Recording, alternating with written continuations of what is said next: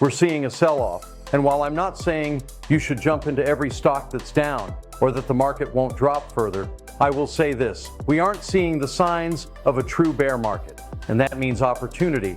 I'm looking at tech stocks, the ones poised for 20% plus revenue growth in areas like AI, stocks that are now at much more attractive prices than we saw just a few months ago. And the first stock I'm buying is actually the biggest loser, the Trade Desk TTD, down 54% this year. Trade Desk is a leader in e-commerce advertising, holding more than 10% of the cross-device ad targeting category. Market leadership in digital ads translates to huge growth potential. Currently, the digital ad market is estimated at only $135 billion. That's a fraction of the massive $900 billion global ad market. The company beat earnings expectations with revenue up 22% year over year.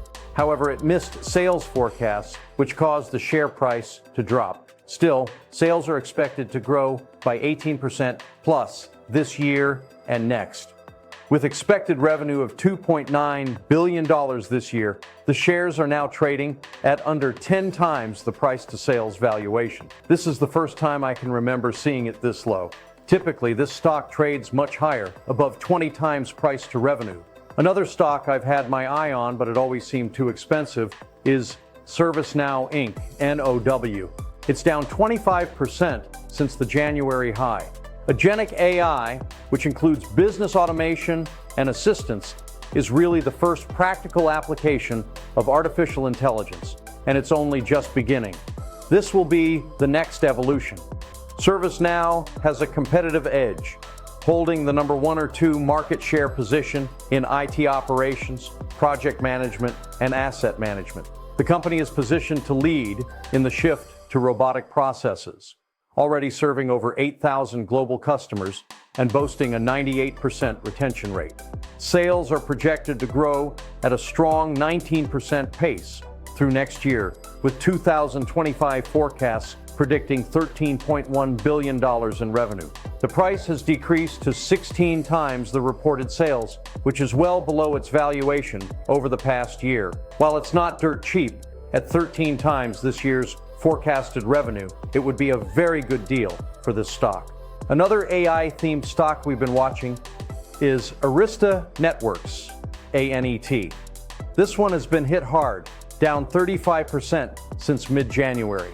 Networking equipment is likely to be the next big bottleneck in AI, driving prices up, and Arista is the leader in data center switching. They specialize in the high-speed, low-latency networking that AI data centers require.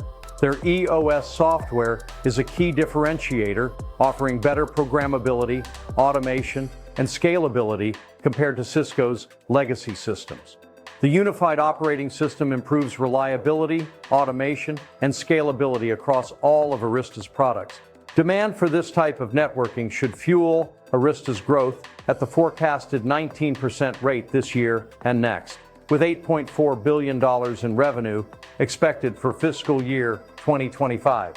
The sell-off has brought shares down to 15 times the price-to-sales ratio, and based on expected growth, they're trading even cheaper at 12.5 times multiple, the cheapest it's been in years. One of my favorite stocks in the data center AI theme is Broadcom Inc., AVGO, now down 19% from its January high. While I've emphasized networking equipment as a major bottleneck in the AI data center build-out, Broadcom is the best all-around AI play. Broadcom not only dominates the networking theme with its Ethernet switches and network processors, but also provides data storage solutions with its RAID and tri-mode controllers. They also offer ASICs and custom silicon to support hyperscale AI workloads and hardware-based security through their TPM chips. Although revenue growth is expected to slow to 16% next year, I believe the company will maintain a growth rate closer to the 20% pace forecasted for this year, thanks to its dominance in data center infrastructure. Even with $63 billion in expected sales this year, the shares are now at 14.6 times the price to sales valuation.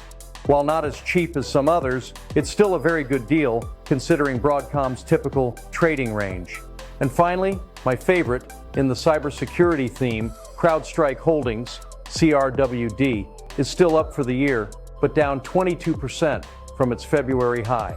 I started buying CrowdStrike after the massive outage last year. Research showed that its Falcon platform is the best available for enterprise protection. Their AI native security is driving a 27% annual growth rate in annual recurring revenue, subscription revenue that is extremely sticky and continues to grow.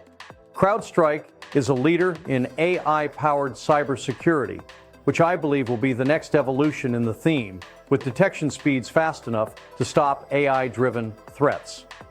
Cybersecurity stocks haven't been as affected by AI fears, and demand should continue to grow regardless of data center infrastructure demand, with forecasts for CrowdStrike to grow at a 21% pace this year and next.